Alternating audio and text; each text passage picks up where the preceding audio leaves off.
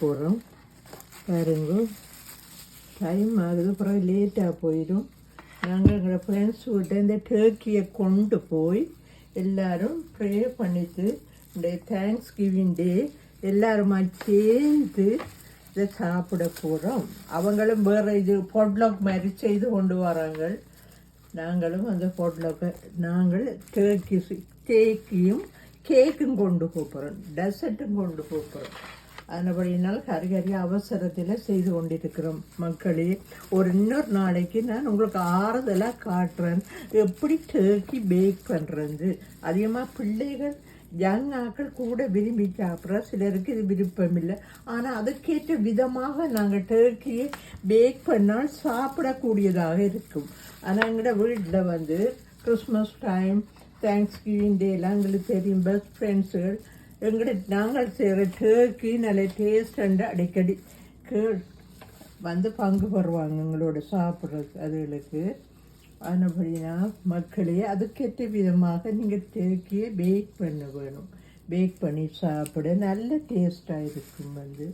உங்களுக்கு தெரியும் இந்த நாட்களில் டர்க்கிகள் எல்லாம் நல்ல விலையில் விற்பாங்க. கிறிஸ்மஸ் டைம், தேங்க்ஸ் கிவிங் டே டைமிலெல்லாம் டர்க்கிகள் பெரும்பாலும் ஒரு டர்க்கி $40 மேலாம் வரும்.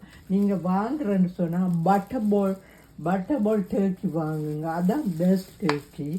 பட்டர் பால் டர்க்கி வாங்கி நீங்கள் செய்யுங்க.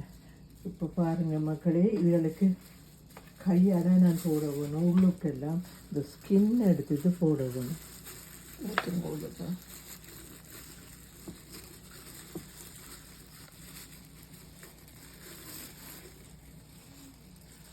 உள்ளியெல்லாம் இப்படி போடுறேன் பாருங்க. நான் இதெல்லாம் இப்படி போடுறேன்னு இந்த உள்ளிகளெல்லாம் ஒரு முழு உள்ளிய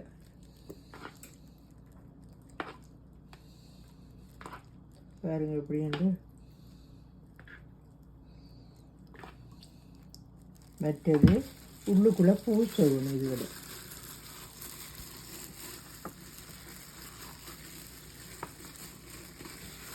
இப்படி உள்ளுக்கு போய் சேர வேணும். இது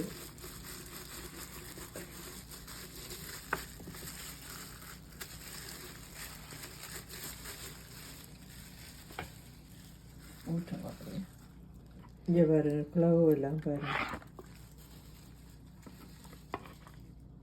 இப்படி தான் போடுறோம் பாருங்க மக்களே. இப்படி இது இப்படியே ஊறட்டும்.